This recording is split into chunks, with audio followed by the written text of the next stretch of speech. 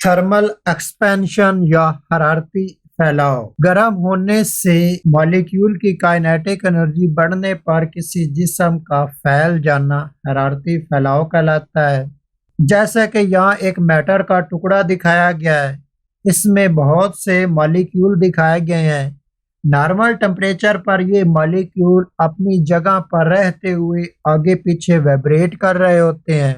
अभी इनके पास normal kinetic energy है, जिससे इनकी वाइब्रेशन मामूली सी है।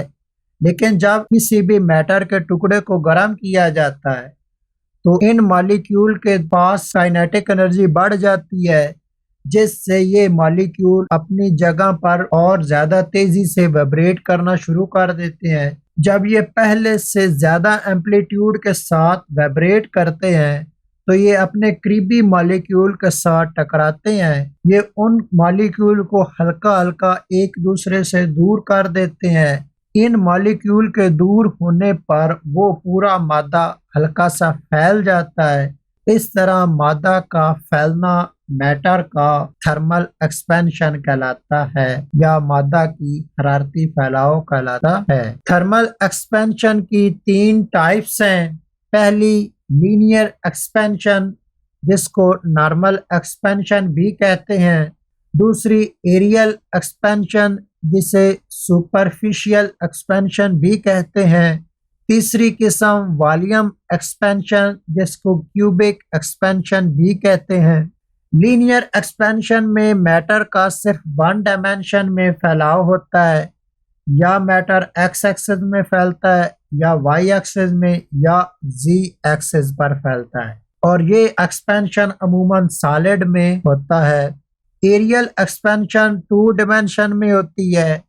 इसमें मैटर एक्स एक्सिस पर भी फैलता है, वाई एक्सिस पर भी फैलता है। मतलब मादा के एरिया में फैलाव होता है, और इस तरह की एक्सपेंशन अमूमन सॉलिड एशिया में होती है। वॉल्यूम एक्सपेंशन थ्री डिमेंशन में होती है। इसमें मैटर एक्स एक्सिस पर भी फैलता है, वाई एक्सिस पर भी फैलता है, जी एक्सिस पर भी फैलता है। मतलब इसमें माया के वॉल्यूम में इजाफा या फैलाव होता है। और इस तरह की एक्सपेंशन अमूमन फ्लूइड्स में होती है, मतलब लिक्विड और गैसेस इस तरह का फैलाव ज़ाहिर करती हैं। हम अपनी रोज़मर्रा ज़िंदगी में थर्मल एक्सपेंशन के बहुत से असरात देखते हैं। जैसे अगर किसी बोतल का ढकना खोल ना रहा हो तो उस पर गर्म पानी को उंडेलने पर ढकना फैल जाता है, जिससे वो आसानी से खुल जाता है।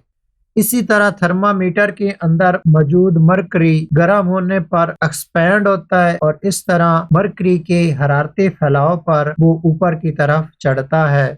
इसी तरह जो बड़ी पुलें बनाई जाती हैं, उसके ऊपर लोहे के बड़े बड़े रॉड रखे जाते हैं। इसका एक सिरा पिलर के साथ मजबूती के साथ जोड़ा नहीं जाता, बल्कि इसे वैसे ही छोड़ दिया जाता है, और इसके नीचे रूलर्स लगाए जाते हैं ताकि गर्मियों में जब इसके रॉड हरारती फैलाव की वजह से फैलें तो वो आसानी से आगे जा सकें, और सर्दियों में जब वो सिकुड़े तो आसानी से पीछे आ सके। तो इस तरह पुल टूटने से बच जाती है।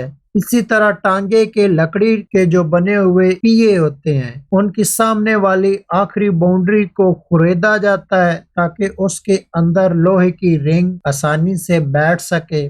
इस रिंग को गर्म किया जाता है, जिससे इसका रेडियस बढ़ जाता है। फिर इसे लकड़ी के पिए पर चढ़ाया जाता है और पानी के अंदर फेंक दिया जाता है। जब ये लोहा हरारती फैलाव के बाद सिकुड़ता है तो फिर ये इस पिए के तमाम हिस्सों को मजबूती के साथ जकड़ लेता है। तो इस तरह ये लकड़ी का पिया फिर मजबूती के साथ जुड़ जाता है। बाई मेटालिक स्ट्रिप या दो धाती पतरियां, ये मैटर की दो ब्रिक स्ट्रिप्स होती हैं जिनको आपस में जोड़ा जाता है। इनके दोनों किनारों को मजबूती के साथ किसी कील वगैरह से जोड़ दिया जाता है। ये थर्मोस्टेट स्विच का बुनियादी जुज होती हैं। इनमें से एक पतरी ब्रास यानी पीतल की होती है, जबकि दूसरी पतरी आयरन यानी लोहे की होती है।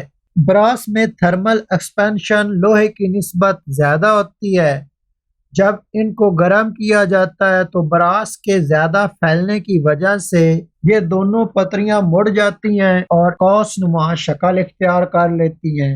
इस तरह इन दोनों पतरियों का मुड़ना थर्मोस्टेट स्विच बनाने में इस्तेमाल होता है। थर्मोस्टेट एक ऐसा स्विच होता है जो टेम्परेचर के फर्क की वजह से ऑन और ऑफ होता है। इस तरह का स्विच आमतौर पर रेफ्रिजरेटर, बिजली से चलने वाले ओवन और इस्त्रियों वगैरह में इस्तेमाल होता है। जब टेम्परेचर बढ़ता है तो ये दोनों पतरियां मुड़कर औसतनुमा शक्ल इख्तियार कर लेती हैं और बिजली के कनेक्शन को ऑफ कर देती हैं। जब टेम्परेचर कम होता है तो ये पतरियां सीधी हो जाती हैं और फिर बिजली को ऑन कर देती हैं। तो इस तरह ये एक ऑटोमेटिक स्विच बन जाता है। इसी तरह जो बिजली के पोल्स होते हैं उनकी ऊपर जो तारें डाली जाती हैं वो तारें हल्की सी ढीली डाली जाती हैं ताकि सर्दी में जब ये तारें सिकुड़े ये पोल में खिंचाव पैदा करके उनको गिराए ना, और इतनी भी ढीली नहीं छोड़ी जाती कि गर्मी में फैलने पर ये एक दूसरे के साथ मिल जाएं। इसी तरह ट्रेन की जो रेलवे लाइंस होती हैं उनके ऊपर जो रॉड रखे जाते हैं वो टुकड़ों की शक्ल में होते हैं। उन रॉड के दरमियान थोड़ा सा फासला रखा जाता है ताकि जब गर्मी में ये रॉड फैले इनके दरमियान जो खाली जगह छोड़ी जाती है वो इनके फैलाव को एडजस्ट कर ले।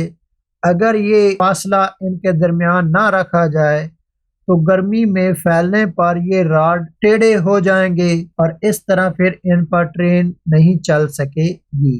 इसी तरह फायर अलार्म के अंदर भी बाई मेटल स्ट्रिप्स इस्तेमाल होती हैं। जब वो टेम्परेचर पर टेढ़ी होती हैं तो बिजली के सर्किट को ऑन कर देती हैं जिससे अलार्म चलना शुरू हो जाता है।